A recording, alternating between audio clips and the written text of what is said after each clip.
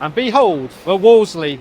And it's not actually a restaurant, it's more of a cafe, but not any ordinary cafe, but a grand cafe. So welcome back, viewers. And it's a rather warm and splendid Sunday afternoon out here in Piccadilly or Green Park, depending on which direction you're looking. So I'm looking to share some experience with a little bit of Sunday eating today.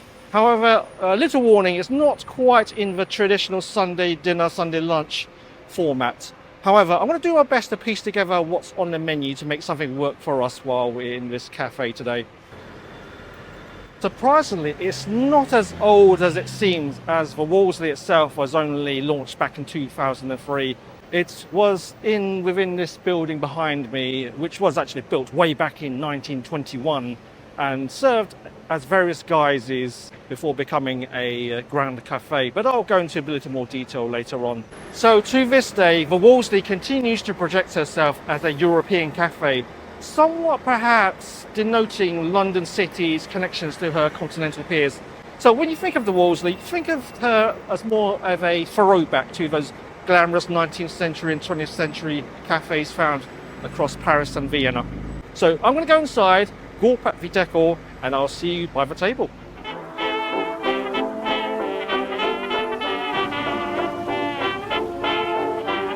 Apologies for the background noise. It is rather busy in here, as you expect in a grand cafe in Bank Holiday weekend. Just sat down, rather splendid table. Looks a view of the Ritz, which is almost opposite me. But I'll try and grab it in a little while. But already lovely linen tablecloths, linen napkins. Oops, my finger. So I'm going to have a look, peruse through the menu in a second. I've actually been told they actually do a Sunday roast today, so that's a bonus, and that's kind of thrown me a little bit. So I'm going to mull it over while I have a look through the offerings. That's pretty amusing that they marry traditional dining items such as your salt and pepper grinder. I love the design as well, very in keeping with the Art Deco style. But with the QR code which you can scan and pay your bill or split your bill. As I was having a little browse through the wine list, they just landed some bread and butter. It's not surprising, as it's quite traditional to do that, and they did indicate there is a what you call is a cover charge, which implies normally some bread by the table. So yeah, pretty good.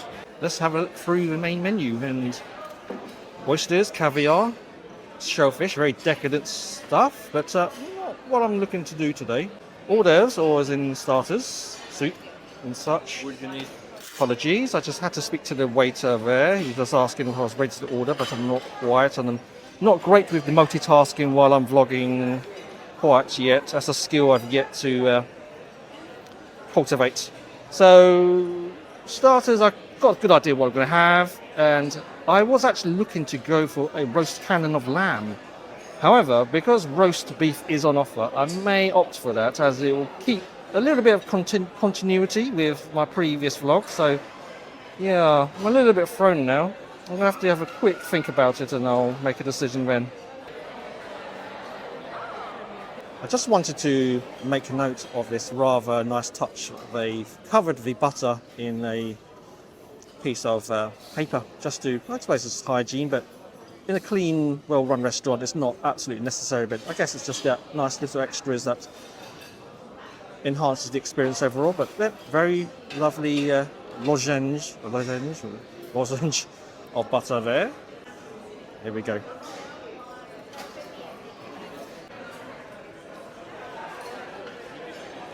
It only has dawned on me a few minutes into tucking into the bread and butter is I've got no bread plate.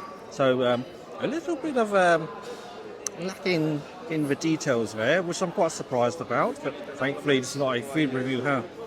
Yeah, it's amazing decor here. I can't wait to try and get some footage of it, just to hopefully capture the vibe and the whole design language of the place. It certainly screams Art Deco for sure. Of course, it's built in the thick of the 1920s, so naturally it would be in that particular theme. Fantastic.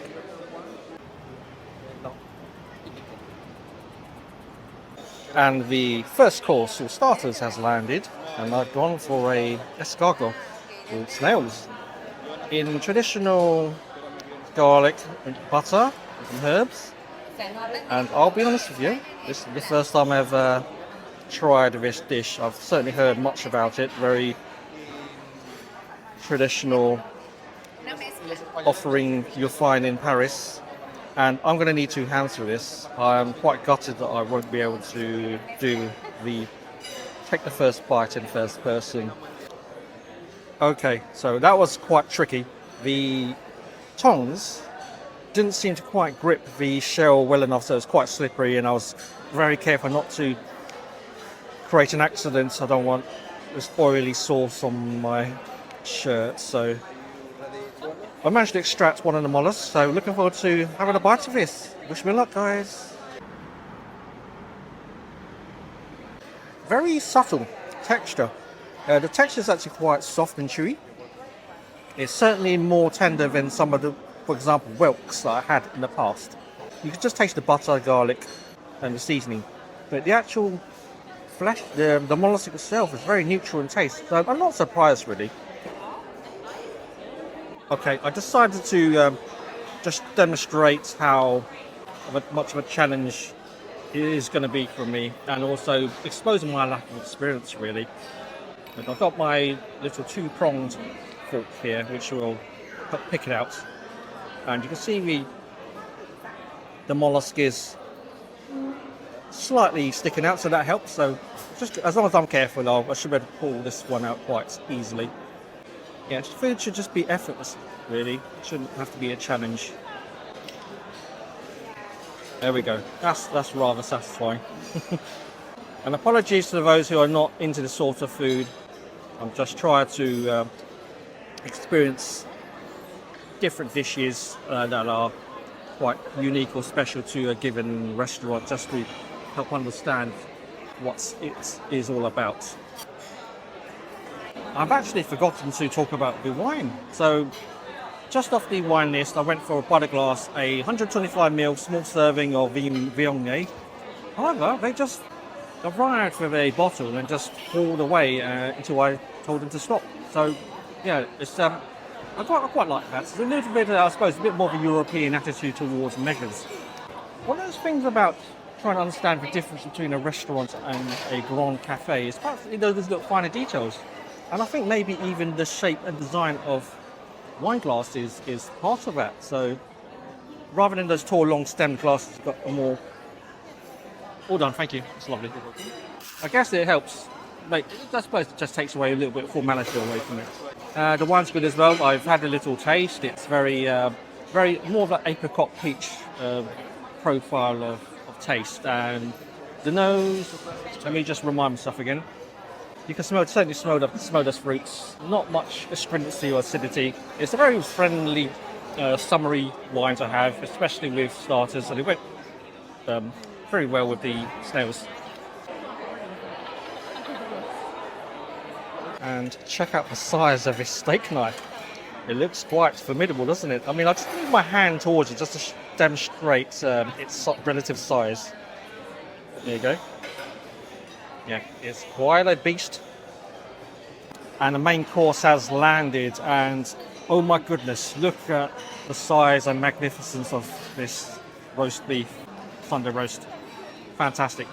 I can just tell by looking at it, it's going to be exceptional.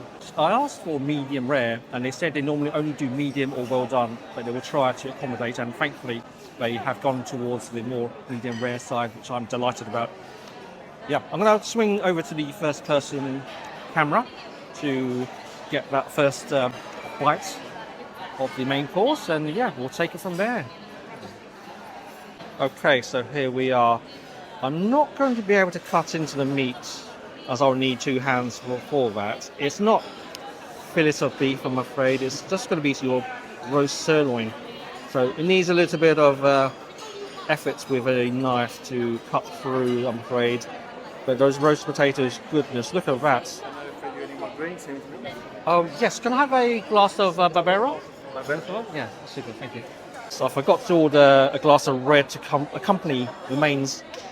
Got to have red wine with my beef. It's just the done thing.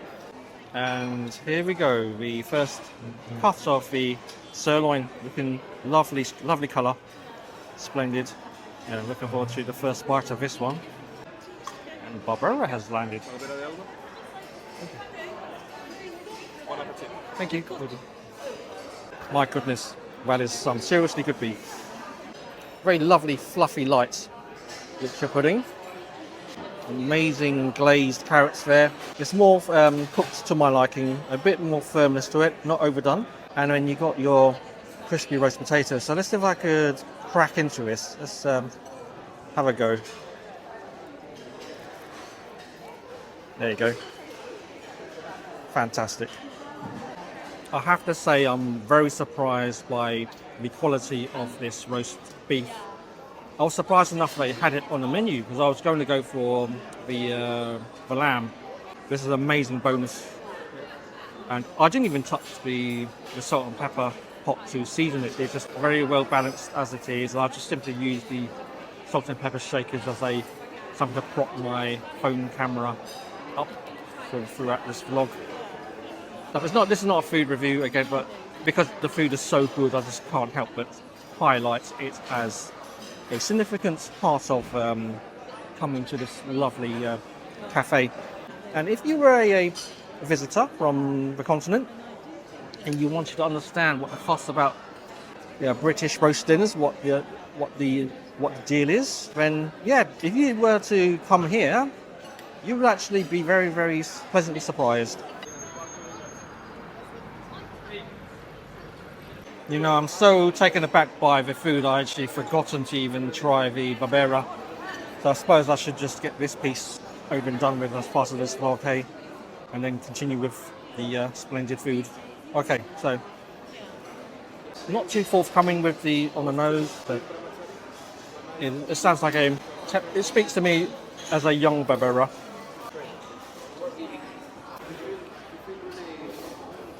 Just what you want with beef. Can I go back to the food again? So, Yorkshire pudding is amazing as well. Extremely buttery, crisp, light, fluffy. Just taste flavour.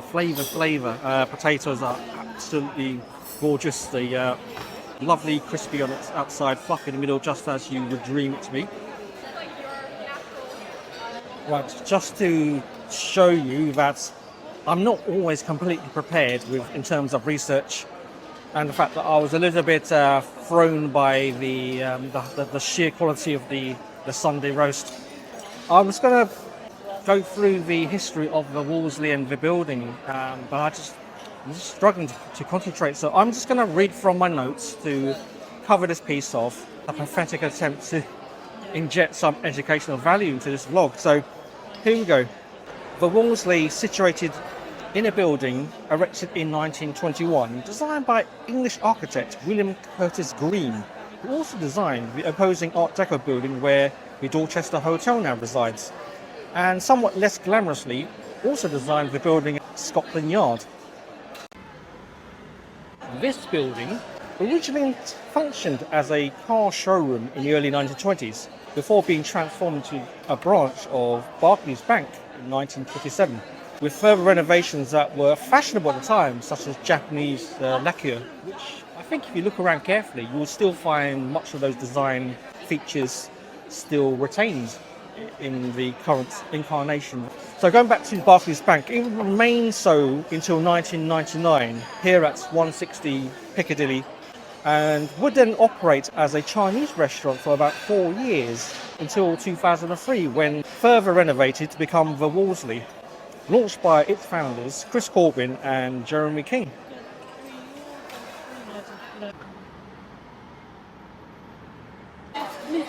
The concept and execution of the Grand Cafe, I believe, originated in Vienna at some point in the late 19th century, and by the 20th century Vienna would be leading the pack in terms of cafes dotted around in its city. I believe approaching well into the several hundreds, with Paris not too far behind.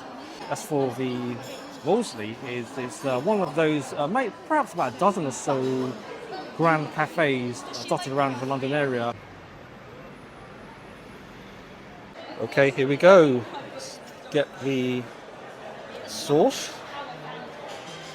Try to be delicate with this. Just drizzle it over the dessert with the ice cream. There we go. Not going to overdo it. Now let's try the ice cream. Let's try this little bit of I believe it's chocolate. I've been waffling for some time, so the ice cream has melted a little bit. And forgive me, viewers, I've already taken a bite out of this biscuit wafer. Yeah, very buttery, lovely little addition to the ice cream.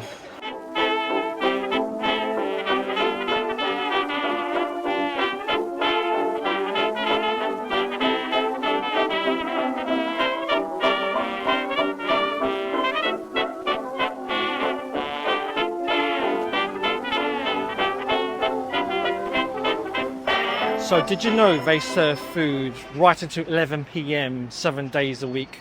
That's incredible, isn't it? So if you happen to be in the London area and you have the munchies, spare yourself the visit to Burger King and pop into a Grand Cafe, as I'm certain you'll have a much better, more rewarding experience. So I'm slowly coming to grips with what the Grand Cafe offering is all about. And I say definitely for the first Grand Cafe experience in my vlog, and I don't actually recall ever popping into anything like this. Maybe perhaps the odd branch of Cafe Concerto. I don't know if any of my viewers out there who've been to one of those before. It's one of those chain-run places. They dotted up and down the UK.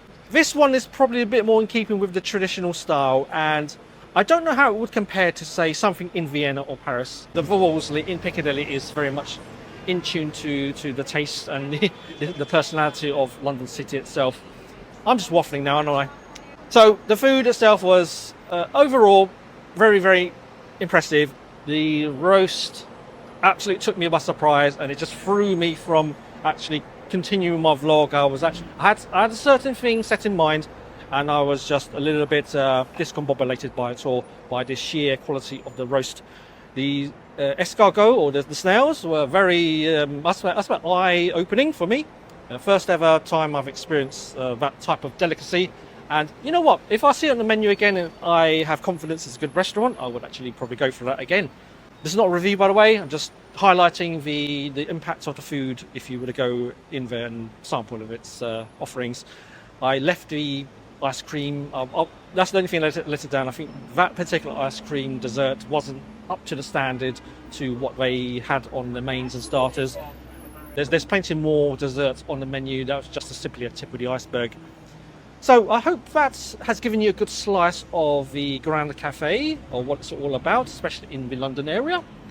And if you have been enjoying what you have been seeing on my channel, you've not subscribed already, your support is greatly appreciated. And to anyone who's been viewing this video, then please give me a thumbs up and a comment, and subscribe if you haven't already, as your support will be greatly appreciated and very critical and important to the growth of this channel. I hope you all have a lovely rest of the bank holiday weekend, and I look forward to following up again with the next video, which hopefully will be coming along the week after this one hits YouTube. So until that time, I will see you again in the next video. Have a good afternoon now.